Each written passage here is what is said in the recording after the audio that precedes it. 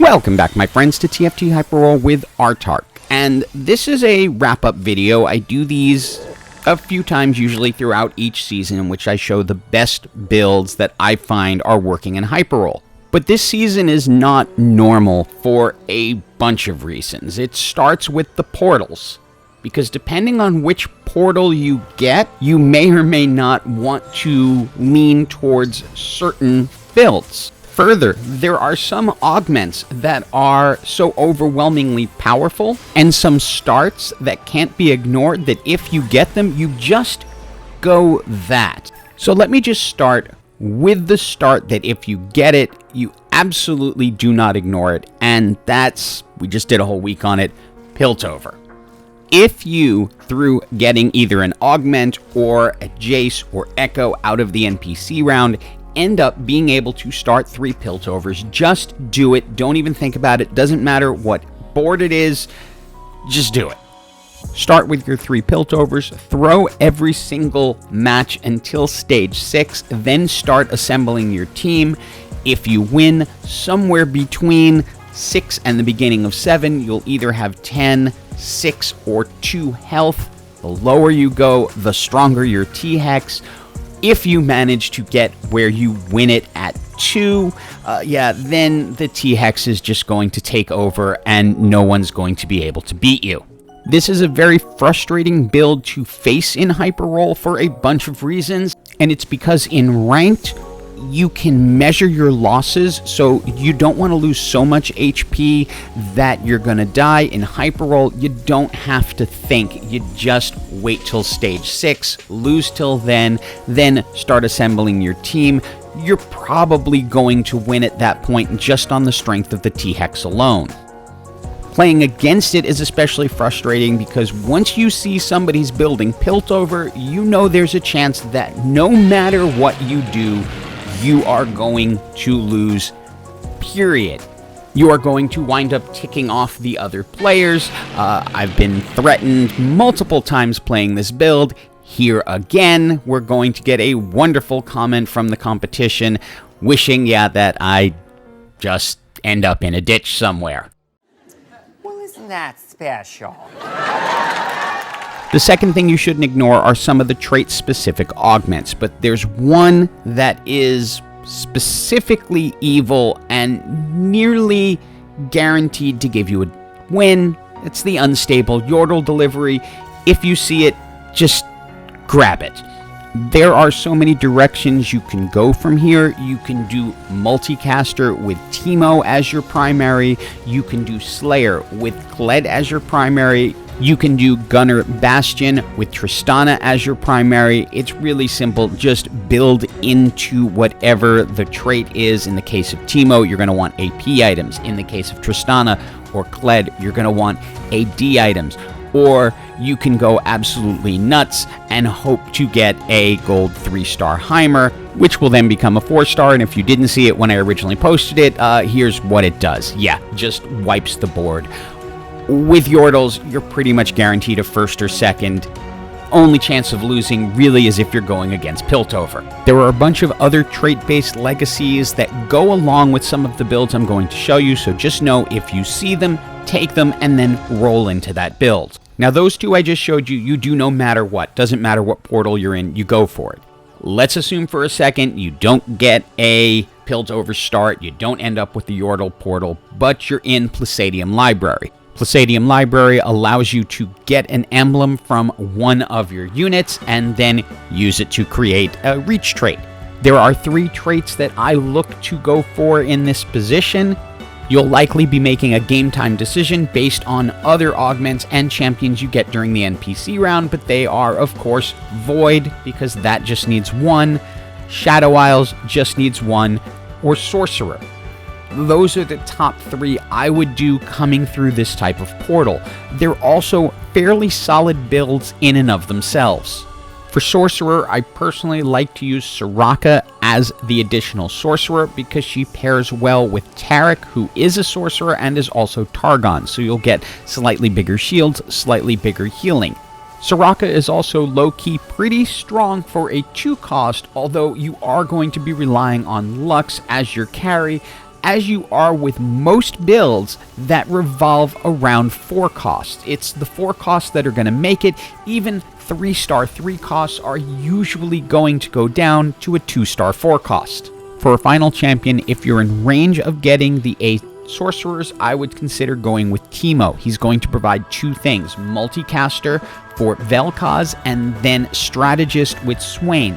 That will give you 2 additional elements to your team: a small shield and a small AP boost. Remember, your champs are already getting an AP boost being sorcerers, and now Vel'Koz will be casting additional times, as well as Teemo, although his power will be a little bit muted in this because he's really strongest as a 4-star, where in this build, he's just playing as a utility player. For Void, obviously your main goal is get to 8, have fun with it, and see where it takes you. Your main carry is likely to end up being Kai'Sa if you want to get a win or a second place out of it. Even Baron can't hold up to things as much as Kai'Sa can destroy them if she gets up to 2 or 3 stars. But pretty much if you get to 8 Void, you are guaranteed a trip into the top 4. The same can be said for getting to 6 Shadow Isles, but you're going to need Gwen to be the powerhouse of this build. Normally, I like to get a Hextech Gunblade blue buff and then Titan's Resolve or Jeweled Gauntlet on her, but you don't always get your way. It's very important for the early game to get the Rage Blade on Callista. She will help you get into the later rounds. Maokai is going to be your main tank, so it helps to add Bastion in along with the Shadow Isle so that you're getting a lot of tank up front. Ultimately, this can beat Baron pretty easily, and again, will pretty much guarantee bringing you into the top 4. So what do you do if none of the previous things happen? Probably one of the most reliable builds in the game is the Ionian Challengers. They are nerfing Irelia's Ionian bonus a little in the next patch, so you may want to use Set as your main tank instead of Irelia. But this build is fairly simple and straightforward, and it involves getting 6 challengers and 3 Ionians. You usually start with Jhin, Irelia, and Set as your 3 Ionians, and then your challengers are going to be Samira, Warwick, Irelia, and then you fill it out with the rest as they come along, as there are only 6 challengers in the game. Jhin item holds for both Kai'Sa and Yasuo because like nearly every other build, it is going to rely on the tier 4 carries. And again, I would switch this up a little for the new patch, as I would have kept Set, but this was 13-13 before the Irelia nerf, so using Irelia as a tank was a really good idea. Getting Jhin, if you happen to get a Challenger emblem, you can put it on Jhin. He becomes very, very strong with a lot of attack speed, but overall, Ionian Challenger is probably the most reliable combination that you can work into pretty much any set of augments. You don't need Challenger-specific ones. You don't necessarily need any trait-specific ones.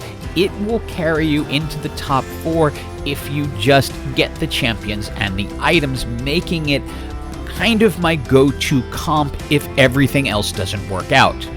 Now, just because you know Challenger's Ionia is going to work doesn't mean you're going to get them all of the time, so there are a few fallbacks that will work not quite as well, but can certainly get you there.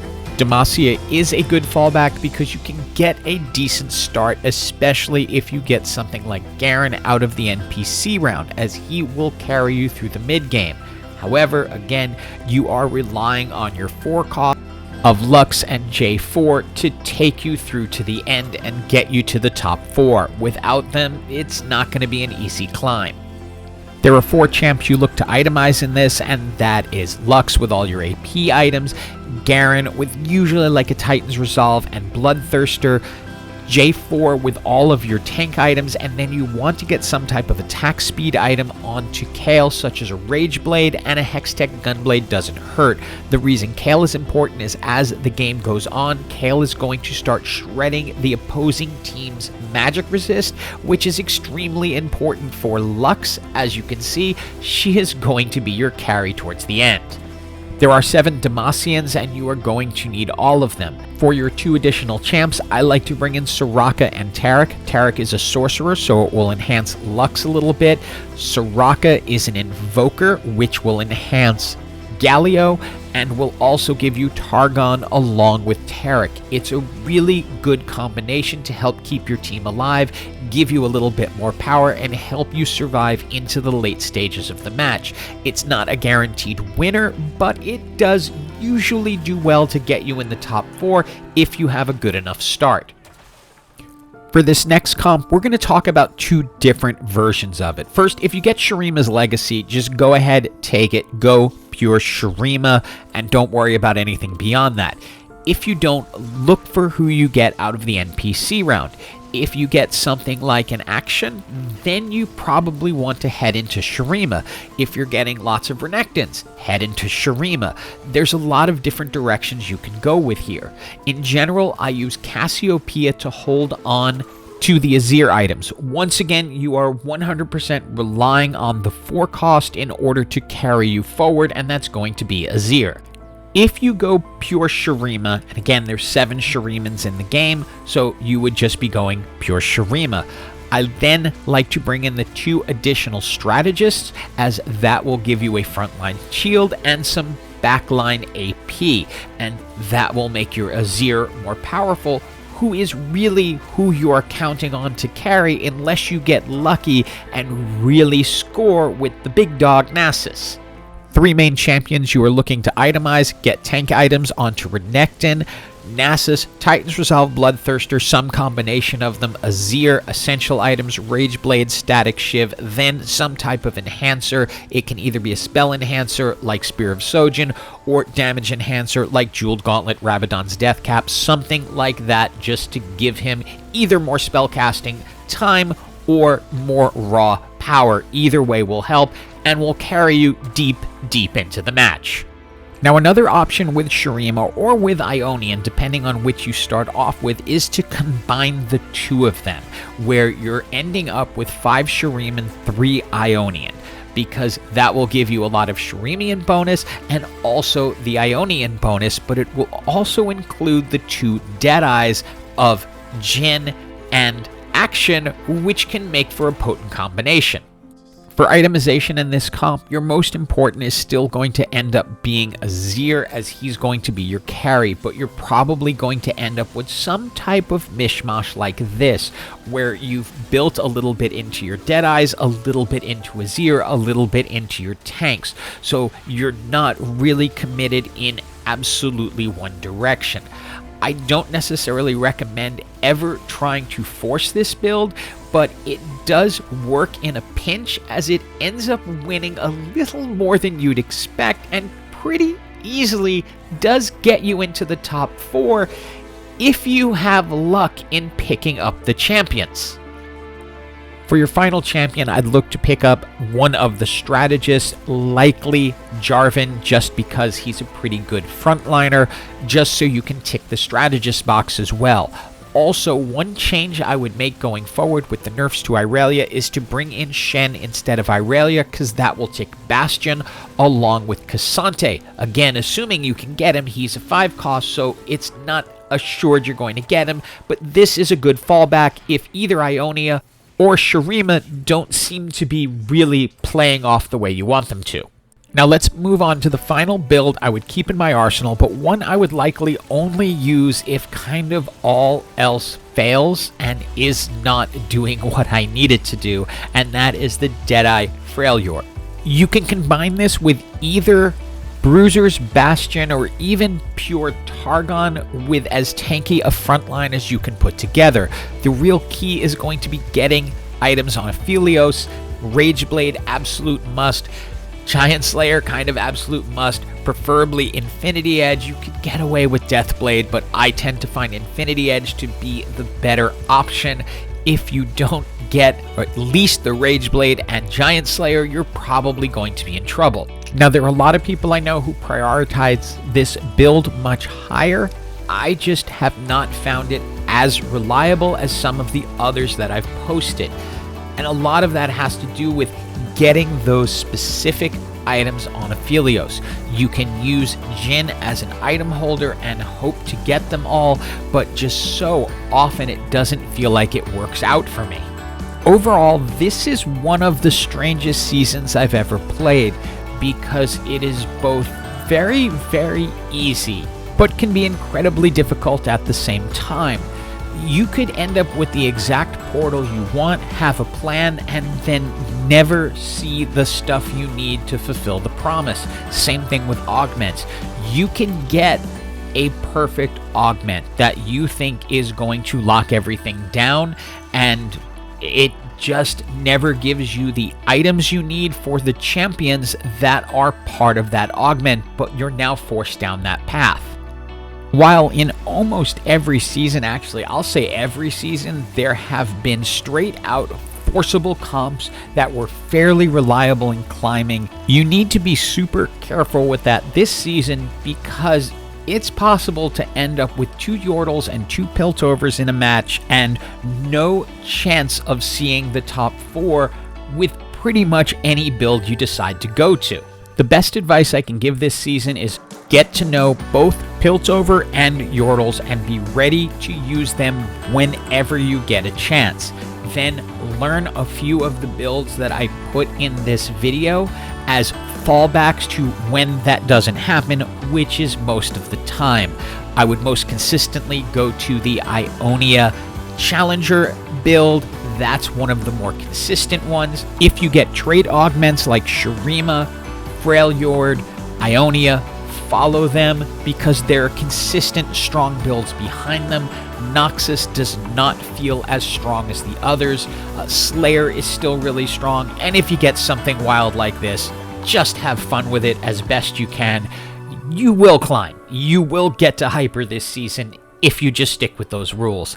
Hope you enjoyed this video, and as always, hope you have an absolutely, absolutely awesome day.